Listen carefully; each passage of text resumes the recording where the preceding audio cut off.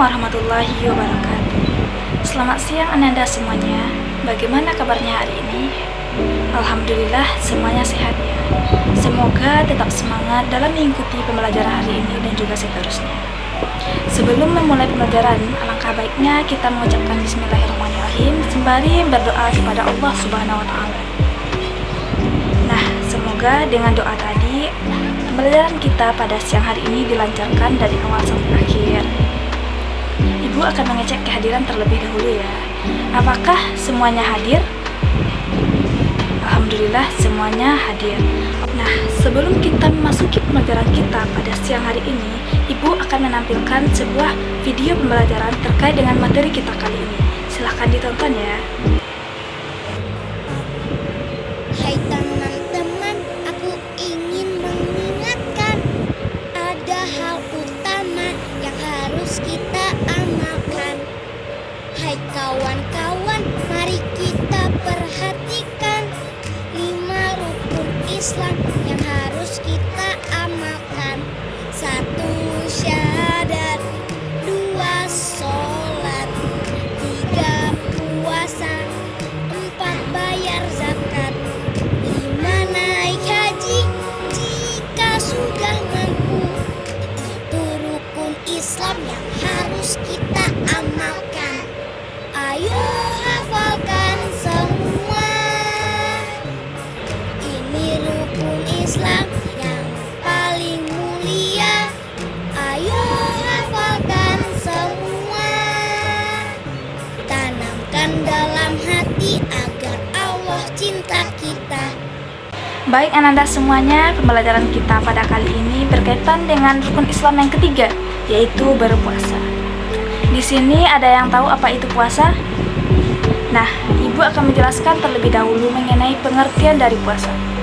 Secara bahasa, puasa berasal dari bahasa Arab, yaitu as-shaum atau as-siyam, yang berarti menahan diri. Sedangkan secara istilah, puasa adalah menahan diri dari segala hal yang membatalkan puasa, mulai dari terbitnya fajar hingga terbenamnya matahari. Sedangkan hukum berpuasa itu sendiri telah dicantumkan oleh Allah Subhanahu wa Ta'ala dalam Quran Surah Al-Baqarah ayat 183, yang mana artinya yaitu, wahai orang-orang yang beriman, diwajibkan atas kamu berpuasa sebagaimana diwajibkan atas orang-orang sebelum kamu agar kamu bertakwa. Di sana sangat jelas ditegaskan oleh Allah bahwasanya puasa itu wajib bagi setiap orang-orang yang beriman. Ananda semuanya, pembahasan kita selanjutnya berkaitan dengan syarat dan rukun puasa. Sebelum itu ada yang ingin ditanyakan mengenai pengertian dan juga hukum puasa?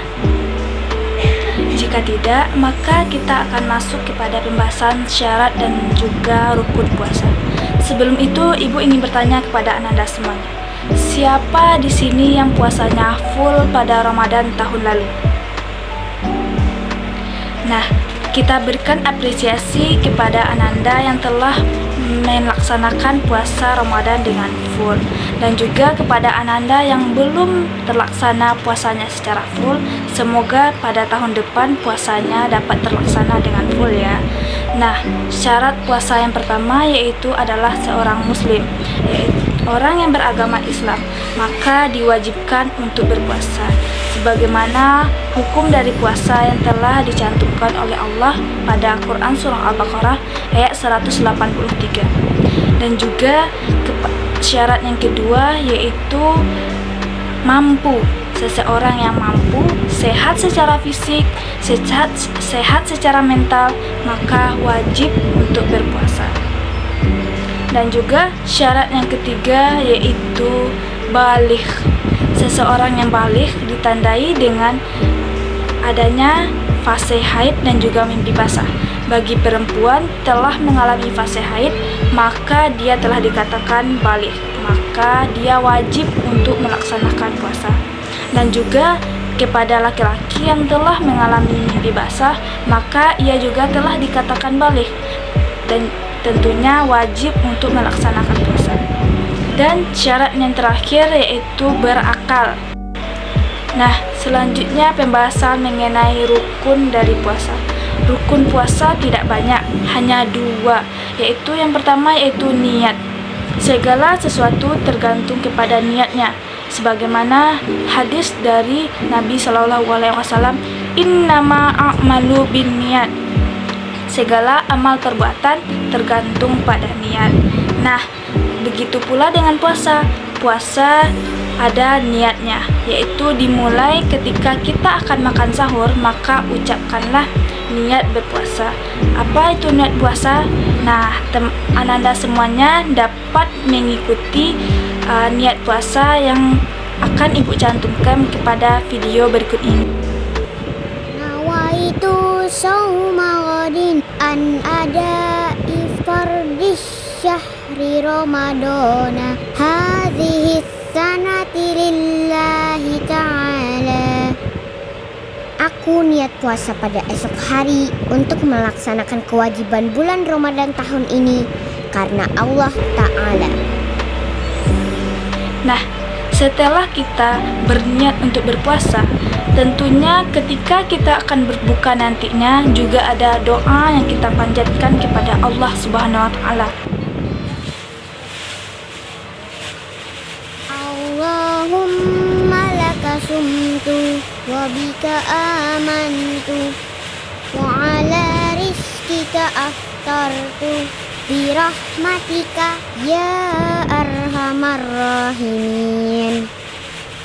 Ya Allah, untukmu aku berpuasa, denganmu aku beriman, dan atas rezekimu aku berbuka dengan rahmatmu ya Allah, Tuhan yang Maha Pengasih. Oke, ketika rukun puasa yang pertama yaitu niat telah terpenuhi, maka langkah selanjutnya untuk seseorang yang berpuasa adalah menahan diri. Menahan diri dari segala hal yang membatalkan puasa.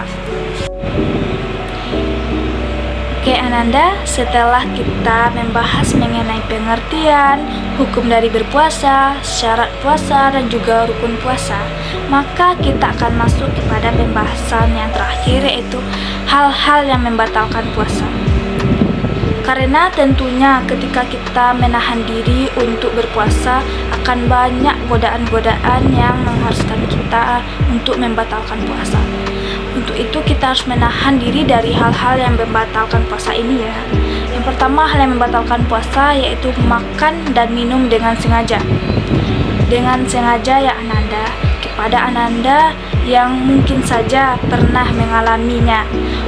Datang ke dapur secara sembunyi-sembunyi tanpa sepengetahuan orang tuanya, lalu mengambil air dan minum, maka itu dapat membatalkan puasa karena Ananda melakukannya dengan sengaja. Nah, hal yang membatalkan kedua yaitu muntah dengan sengaja. Hal yang membatalkan selanjutnya adalah keluar mani dengan sengaja. Dan yang terakhir adalah keluar darah haid ataupun nifas.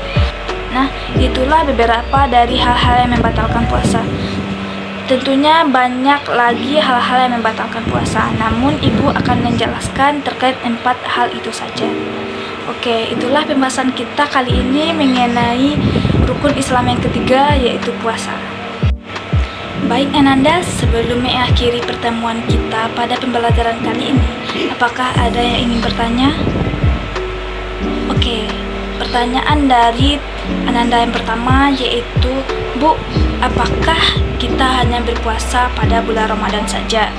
Tentunya tidak ya Ananda. Puasa yang wajib dilaksanakan adalah puasa pada bulan Ramadan. Namun ada puasa-puasa sunnah lainnya yang dapat Ananda lakukan. Yang pertama yaitu puasa Senin Kamis yang dilaksanakan pada hari Senin dan juga pada hari Kamis. Yang kedua yaitu puasa Arafah yang dilaksanakan pada 10 Zulhijjah.